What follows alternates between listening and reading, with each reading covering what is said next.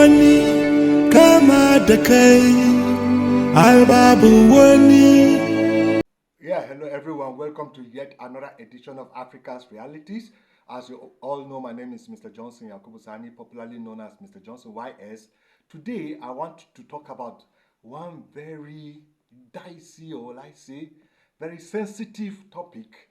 But I just have to say this today because it's going to form the benchmark of all the other sequels that will come out of it. Very important sequel that will come out of this topic. So this topic today is going to send the benchmark, and that's why I'm delving into it, even though it's a bit sensitive, but I want to delve into it. Now, the topic that I want to talk about today is about the Biafran War.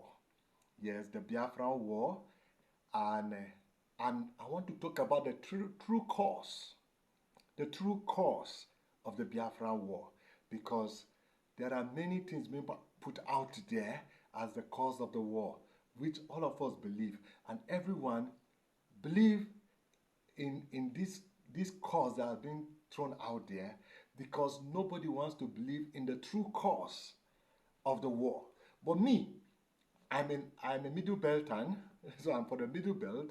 I'm not one of the giant tribes of Nigeria, so I can easily tell you what is the true cause of the Biafran War.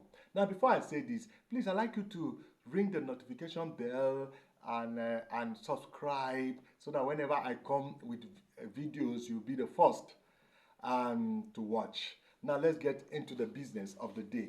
Now, before I tell you what's the real true cause of Biafra, let me just put out there what everybody believes. Everybody believes that the Biafran War came as a result of the 1966 coup, which led by an Igbo man, Iziogu, and some prominent Hausa leaders were killed, and then there was reprisal attack, and then another Igbo man, Iziogu, took over government, and then Iziogu was now killed, and because Iziogu and Igbo man was killed, and Igbos now felt the country doesn't like them, and they want to go on their own, and before you know, we went into war. Now, this is what is out there as the reason for the war. But the truth is that even at that time, the Hausa people didn't want to be in a country with the Igbo people. The Igbo people didn't want to be in a country with the Hausa people. So why would two strange people that don't want to live together, why would they fight war of being one Nigeria? Now let's get into the truth of the cause or the reason why Nigeria went into the civil war in the late 60s to the early 70s. Now,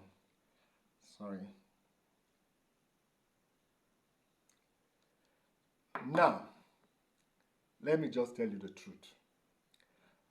I am from the Middle Belt, so somehow I understand Hausa, and I have stayed with a lot of Hausa people. In the hidden, let me tell you what Hausa believe about Biafra War. In the hidden, because they don't bring it out to the public. In the hidden, they believe that the Igbo man was very greedy. The Igbo man wanted to corner all the oil wells of Nigeria to him alone, to enjoy all the riches of Nigeria, enjoy all the wealth, and be the wealthiest nation, and take and corner everything to themselves. That is what the Hausa man will tell you in the hidden. And the Hausa man believes the Igbo man cannot go with all the oil of Nigeria in the guise of moving with the eastern region, the entire eastern region. But you see, the Hausa man will never ever come to the public and tell you this, because admitting this is his admittance of his dependence on the South. And the Hausa man doesn't want to show that he is dependent on the South. He wants to say he is also bringing much to the table. So for he to admit that he went into war because he wants to safeguard all the oil wells of Nigeria back into the Nigeria will be, he is saying that really I look about the south and my dependence is on the south. So in the open, there's no way a Hausa man tell you that he fought this war because he sees that the Igbo man was greedy, trying to steal everything for himself. And the Hausa man say, no, the wealth of Nigeria must be shared by all Nigeria. And then, but the Hausa man went into the war saying Nigeria must be one. That is the Hausa man reason for going to war. It's not as if the Hausa man believed that Igbo are so special to him that they cannot be, that they cannot go. But it's the oil. Now, coming to the Igbo man. The Igbo man will never ever agree to you that he saw oil in the eastern region and that's why he wanted a Biafra. He will tell you that Igbo are killed in the north, that Igbo are not wanted in Nigeria, that Igbo are hated in Nigeria. But we all know because the Igbo man didn't fight for Igbo nation. He fought for the entire eastern region. If the Igbo had really wanted Biafra, they would fight for only the Igbo nations. But they fought for the South-South. The entire South-South. From Port Harcourt to Calabar to Akwa Ibom to Warri to every eastern region was fought to be part of Biafra. So there's no way this Igbo man will say he didn't see oil. But you see, for Igbo man to come and admit that it was because of oil that he wanted to secede, it would be like shooting himself in the foot, telling the whole world that he became greedy. So the only thing he will put out there is that he's not wanted, he's being killed, he's being discriminated, he wants to go. But the truth of the matter, the Igbo man wanted to go with all the oil. The truth of the matter, the Hausa man doesn't want to relinquish the oil. Now let's come to the Yoruba man. You see, the Yoruba man, at initial, they felt, okay, since Nigeria, we can't live together. After independence, it's okay, yours. Maybe everybody should go on his own. So there was a kind of a pact between the Igbo, if we start, you two should go on your own. But the Yoruba man became wiser. He became wiser when he saw that the Igbo man was taking all the oil wells and leaving him. The Yoruba man said, no, we stand with one Nigeria. Today you hear the Igbo say the Yoruba are betrayers, the Yoruba are this. But it's so funny. How will you think the Yoruba man is so stupid to allow you corner all the oils because he doesn't want you to call him a betrayer? When, how does the Yoruba man allow this? So the true cause and the true reason for the Biafran war is the oil in Niger Delta. Nobody can deny this. That is a hidden truth. But they will just not admit it because everybody doesn't want to show his reliance on the Nigerian oil. They believe they have agriculture, they have this, they have coal, they have this. But we all know the Nigerian state of today is reliant on the oil. It is from the proceeds of this oil that each state governments are given money to pay salaries to their workers, to build all infrastructure that they can build, and then to steal the rest and become multi-billionaires, the governors and everybody. It is from the oil proceeds.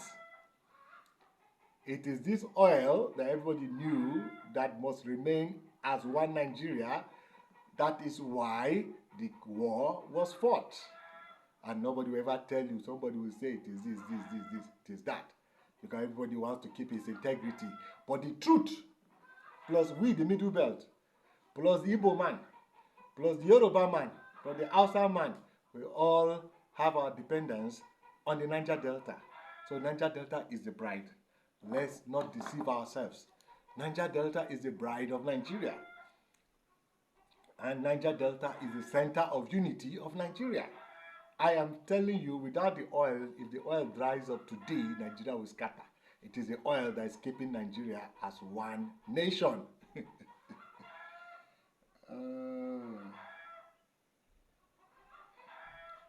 So, with this, I am telling you categorically the underlying factor that made Nigeria to go to war, to go to the Biafran War, was because of the Niger Delta oil.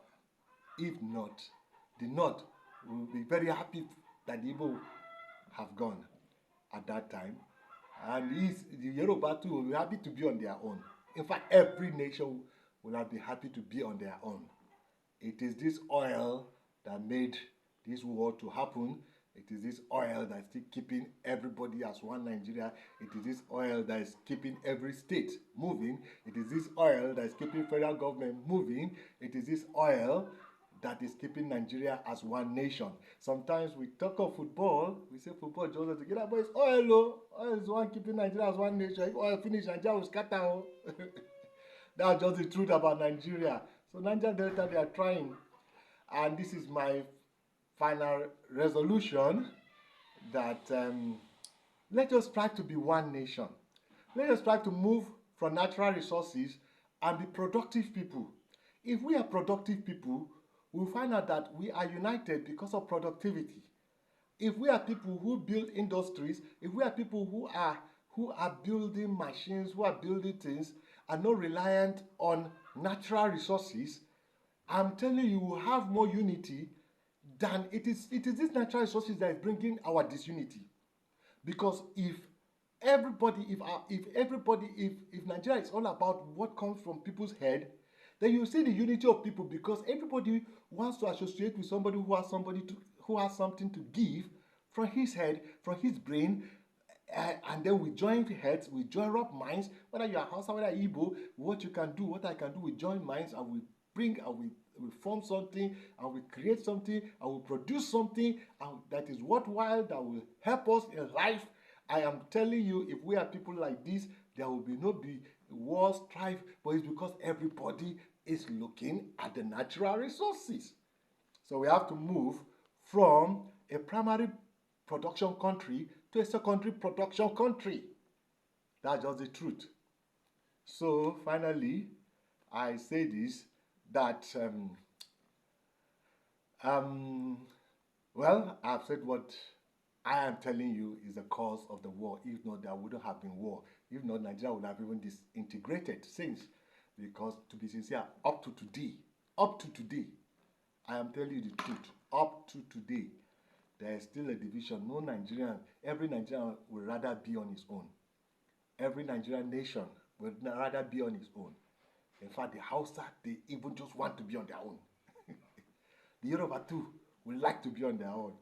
The Igbos too, they eagerly want to be on their own. I am telling you about this oil that is given to every state, that pays the salary of people, that bring all development. This oil is what is keeping us together. It's not football. Football comes once in a while. When we are playing football, all of us are one Nigeria. And then when the match, it's just 2 hours match. When the match has ended, 2 hours match, is everybody back to his tent. Then oil keep us together.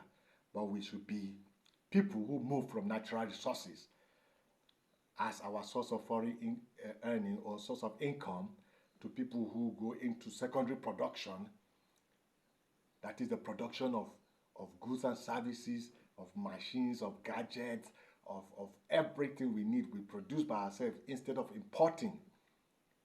I'm telling you, when we are people like this, we are going to make headway. Once again, please, can you subscribe and ring the notification bell, because I'm coming with some sequel that will really, what they say in English, is this, shift some feathers? I don't know, I forgot that word. But that will open some can of worms. So once again, I'm Mr. Johnson Yakubu Sani. Until I see you in my next video, thank you very much for listening.